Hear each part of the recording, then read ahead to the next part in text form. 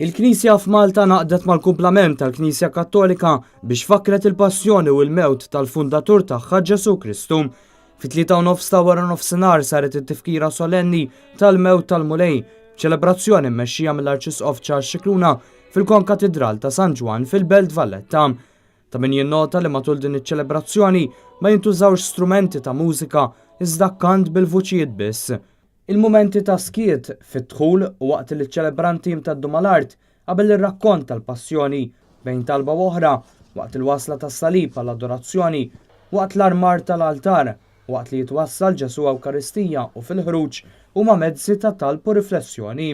Fil-jum ta' qabel, ħamis ix-xirka, saret it-tifkira solenni tal-aħħar ikla tal-Mulej.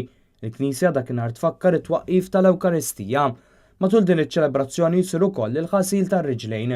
Din is-sena waqt din it-tifkira, l-Arċisqof Scicluna xtaq li jaħsel riġlejn ta' tfal, adolescenti u żgħażagħ minn realtajiet differenti.